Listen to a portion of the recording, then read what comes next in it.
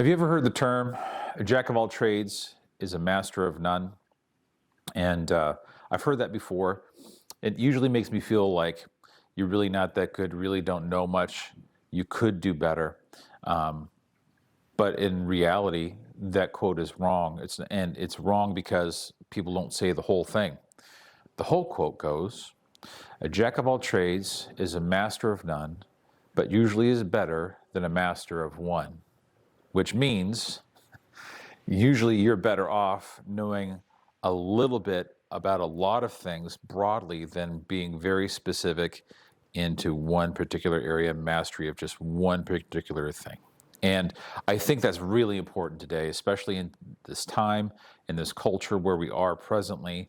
And we're going to talk about that today, why I think it's key, why I think you should be a jack of all trades, and why that's significant, not just for yourself, but for the people you care for in the community around you. So my name is Jake, and welcome to The Crafted Life, where we are built on purpose and shaped by faith.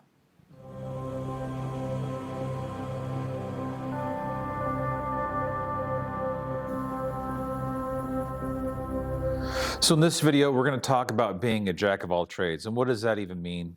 What are we talking about, and why is it significant? And I think that the time we live in and the age we live in, what I'm seeing is less and less and less guys knowing how to do a lot of different things. I think I've been thinking about this because on a project I was working on with some guys from church. I was the youngest one there at 52. And granted, maybe other guys had other things going on. Maybe you got little kids, you already have plans for the weekend, and that's fine. But generally speaking, I find that myself as a 51, I'll be 52 soon, as a 51-year-old, me being the youngest, doing these projects, knowing how to do most of these things, whether it's installing a door or I have a little bit of carpentry skills. I have more woodworking skills than carpentry or cabinet making. I can do that. I can do painting. I can do exterior. There's lots of things that I've kind of jump into, and plumbing that I can jump into and feel pretty confident about and know my way around. But looking around, I don't feel like, especially people younger than me, really have those skills. And I don't see that much in today's culture. And it is discouraging. It's hard because I feel like Gen X, my generation, were their parents, where they were very hands-on and did a lot of stuff, where we had things like Popular Science magazine with incredible things that you could make and build and just dream up, like airplanes that you could make in your garage, for example, or different equipment you can make by hand, or cabinetry that you could make, or designs, or all kinds of things. And I look in a Popular Mechanics today, and it's just maybe a tool review, or a clothing review, or a camping review. And there's nothing wrong with that, but it doesn't drive those skills like we once had, as especially my grandparents' generation in the 40s, 50s, and 60s, let's say. And then my dad's generation, where he was doing lots of things that were hands-on, and he was getting those reps in, whether it was with cars or with home maintenance, or doing yard work, or building hardscape, or whatever it was. That was just something that I was around, I suppose, and that's why I've kind of latched onto it, and I enjoy it. I guess I don't know why necessarily we've gone down this road. It could be that we've just said, hey, getting a bachelor's is more important. Maybe you just have the money to pay for it, and you're going to take care of it that way. But at the same time, I think we're losing skills at an exponential rate when it comes to doing stuff in our own home, whether it comes to doing stuff for others, to say, hey, I need some help. Can you come help me? And you're like, I would if I could, but I don't know how to do that. I don't know how to install a dishwasher. I don't know how to fix a plumbing leak. I don't know how to do hardscape. I don't know how to put in a sprinkler system. and I guess maybe even like not even the willingness to want to learn and try. And I don't know. I don't know. I think that, again, we're talking about men. We've been told by society we can't do it. We've been told by society, you're not really not that smart. You're good, probably the one thing you do in your career, and you can bring home a check, but after that, just sit back and relax. We don't really need you. I think it is significant, the war on men. I don't think it's a small deal. I think one way we fight back is we get married. And we push back against this societal drift of it's just about you and just do what you want. I think another way we fight back is we have kids and we make them our priority. We love them well. We have more than we think we should or we think we can afford. We take care of our family. We provide for our family, and not just monetarily. I think it's a great thing, and I've taken so much pride. And again, I've had problems in the past where I just want to throw in the towel. I want to quit a project. I don't want to have anything to do with it anymore. And this happened with a bathroom remodel I did about 2 summers ago, where I just ran into roadblock after roadblock after roadblock after roadblock, and I was just done. And you have that sometimes. You have that sometimes. And we'll talk about how we overcome that, I think, in a little bit. But you will run into that. It's part of it. It's part of the learning curve. You've never done a lot of this before. It can be painful. It can be big mistakes. That's part of the process. But sometimes I don't think it's something we're willing to do. It's not something we're willing to jump into because we're busy. We're busy. We're busy with work. We're busy with plans. We're busy with calendar events. We're busy. But we don't take time to stop and to want to try and learn new things, to try and develop new skills, even around our home, and to become that jack of all trades, where we know our home well. We know the interior of our home. We know the exterior of our home. We know exactly what's going on. You know what's going on with your vehicles, even to that point. There's a sense of not only am I in charge of my family, my wife, my kids, I'm in charge of this home that I've been entrusted with. And even if you live in an apartment, it doesn't matter. Even if you live in a condo, it doesn't matter. There's still things that you can do. There's still things that you can learn. There's still things that you can build your skills with. It doesn't even have to be at your house to learn these things. Now, and I understand sometimes it's, well, where do I even do this? I've never done this before. I've never wired a circuit before. I've never changed the oil in my car before. I don't know how to use hand tools. I'm not very handy. Maybe, but maybe we have never even tried. Maybe we've never tried, right? I think you need to try. I think you need to try. I think you need to fail a couple times. I think you need to fall down a couple times, and that's fine. That's where you learn. That's where we build our skills, is in those tough times like, yep, never doing that again. I know not to do that. And it's part of the learning process. But the amount of pride and satisfaction of building into our investment of a home, and I think what's going to be even more significant in the future is helping other people, whether that's a friend of yours who needs help. And I've talked about this before in a video about, you may even have a friend that says, hey, I don't know how to do this. And you may not know how to do it either.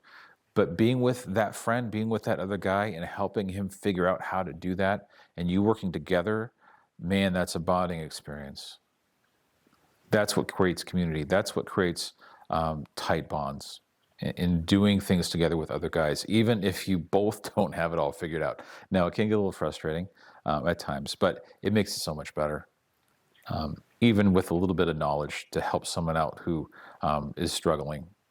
And to even be that person to say, hey, I don't know how to do this, and having the having the humility to say, I need help. Because again, as guys, we don't want to ask for help. We don't want, especially as men, we don't want to look bad in front of other people, right? We don't want to look bad in front of someone else, in front of someone else's eyes. We want to look as if we have it all together. And hey, we don't. None of us have it together. None of us. I don't care how much money you have. I don't care where you live. I don't care how successful you think you are. None of us have it together. We don't. I guarantee you we don't.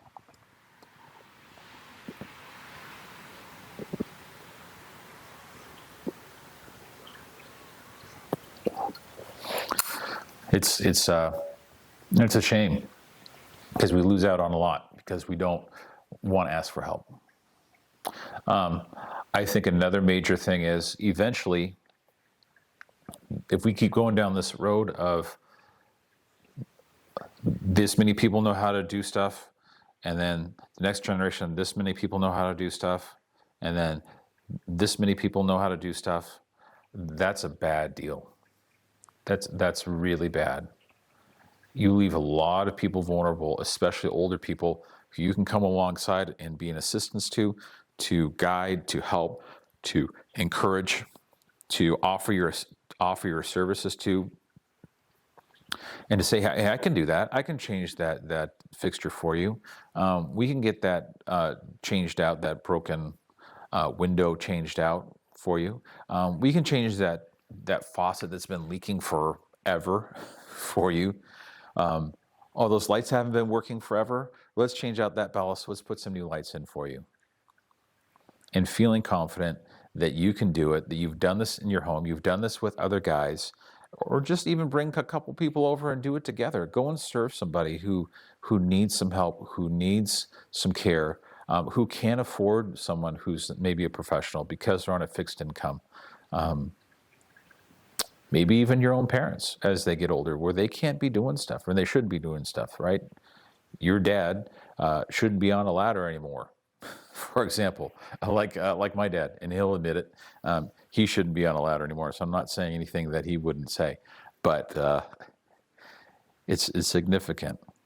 And we need to be the kind of men and raise up our young men to be the kind of men who are going to try things, who may fail at things, and yet are still going to persevere and learn all kinds of skills. Man, learn about carpentry, learn about working with wood, learn about plumbing, learn about electrical, learn about how to patch walls and do drywall. I hate that, but learn how to do it. It's my least favorite. Learn how to do landscaping, right? If you have the opportunity, jump in, even if you're not getting paid. Your payment is new knowledge. Your payment is new skills. Your payment is to be able to take that and actually take that other places. And at some point, maybe someone actually will pay you for it. They might, if they need that service and they don't have a lot of money, but you do have time and you do have the skills and you do have the confidence.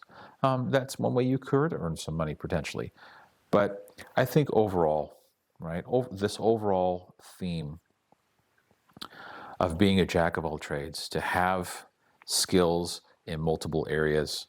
And if you don't have any skills, if you're starting from zero, start with one skill. Start with electrical.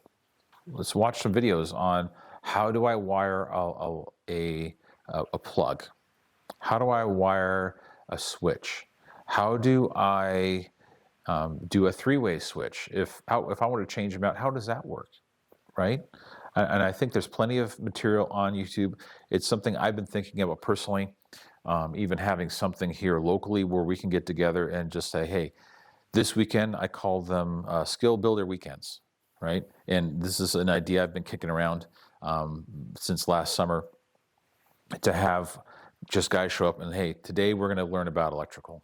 Today we're going to learn about circuits, how to wire a circuit properly, how to wire a receptacle properly, how to wire a switch properly, the things you need to know, some details that they're going to give you some confidence, and then try those hands-on skills, right? Do it yourself and have someone watch you so you have that confidence if I'm doing this right. And start off with something small. It doesn't have to be a big project. Start off with, let's say, electrical replacing something in a wall where you're maybe running a new plug down somewhere that you have to wire on a switch in, for example. Might be a good one to start with. And what's really neat is you'll find that as you build skills in one area, they will translate over to other areas. So for example, if I'm going to put a new outlet in a wall, I'm going to have to cut probably part of a wall. So I'm going to learn a little bit about patching. I'm going to learn a little bit about painting that maybe I didn't know before. I might have to kind of get into that 2x4 a little bit or put some bracing in, for example. You're going to find that as you go along, the skills you learned for one thing will somewhat translate over to other things. And so as you go along, as you build these skills, you're going to find that they compound, if you will, not just kind of like, it's not a one-to-one, they actually will compound into you feel more confident as you gain skills after skill after skill to try new things, to try new projects that you may not have thought you could do in the past, right? And I think that's the great thing. And I think too often guys say, well, I'm not handy. I don't have the skills. Or sometimes it's like, well, I just don't have the time. I'm just busy. And again, I don't know. I think you prioritize what's important to you. If we're being honest, you prioritize what's important to you. Is it sitting in front of TV watching the football game? Is it doing other stuff that's really not that significant, like me sitting on my phone way too much, for example? I'm guilty of that.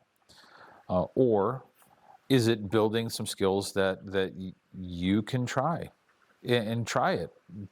I want to encourage you to try to be a jack of all trades, not only for yourself, but for your family, for your community, and just to be who God created you to be, that provider and protector. And I think being a person who has some skills, not every skill, again, a jack of all trades doesn't know everything. I don't know everything. Here's the things I don't know. I don't know. I've done some framing. I'm not real great at framing a house. If you said, hey, go frame up a shed or frame up a house, I probably could do it. I've never done it before. Do I want to do it? Absolutely. Absolutely. And I'll get some opportunities to do that a little bit, maybe next year with a friend of mine. What else?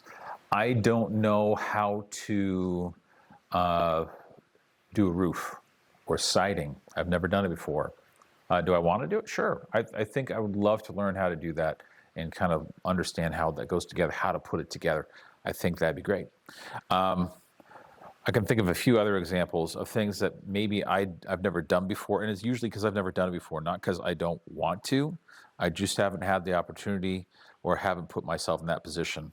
And so another thing you can do is say, hey, and I think I just mentioned this previously, is if you have a friend that's doing a project, if you have someone that's going to be doing something, even if you don't have the skills necessary, and hopefully they're enough of a friend to be patient with you, to say, hey, not only can I get this done, but I can teach my friend something.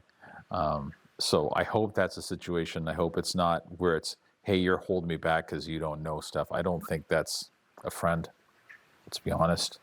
And I understand things need to get done in a timely manner, but I think building relationships is even more important, even more significant than getting things done in a timely manner, because it doesn't matter. You're not going to be on your deathbed saying, I wish I would have gotten things done faster. You're going to say, I wish I had built into people more, right? So with that, be a jack of all trades. I hope this inspires you. I hope this inspires you to go learn something. I hope it inspires you to go try something new, even on a small scale. I think it's significant. I think it's important. I think it's important for you. I think it's important for your family. I think it's important for our community and the people that you can reach out and serve with your skills. And it's what God created us to do, guys. It really is. And I hope this inspires you. Let me know if my idea of the Skill Builder Weekend thing will work. I really want to do this about something about this summer, up here in Minnesota when it's not freezing out. I have some friends that are wanting to do something with metalworking, that he's talked about doing this and having kind of a father-son thing, where he's doing that on his property. I've talked to some other friends about it, and they would be interested. I think it's significant. I think it would be something that would draw men together and build community for sure, and build those skills and build that confidence in you. Another thing I'm really thinking about is, and I've talked about this with my wife, is really getting back to my other channel, Jake of All Trades, where maybe I'm doing some of this. Maybe I'm going back to these basic skills of electrical, of plumbing, of woodworking, of maybe even framing, and even though I may not know a whole lot about framing, but let's jump into it, right? I'm going to learn, and you can learn right along with me, perhaps, right? We can do that together.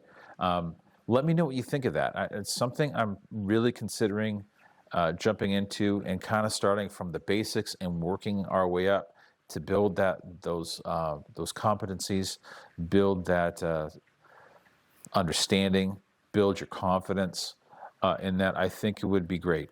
I really do. So that's something I've been thinking about a lot as well. So let me know. Let me know if you think that's significant. Let me know if that's something you want to see. Let me know if you agree with me. Let me know if you disagree with me on this. But this is what I feel like I'm seeing. This is what I feel like I'm experiencing in today's time and in age, 2025. Us guys don't know a whole lot, or it doesn't seem like it. I do know some men that do, but I know a whole lot of men that don't. And I want to do my part to hopefully change that. And again, just be an encouragement to you as young guys, my high schoolers, all the way up to people my age, to build into people as you get older, and to take the time to invest in them, build those relationships, build that community. This is Jake, and we'll see you in the next one.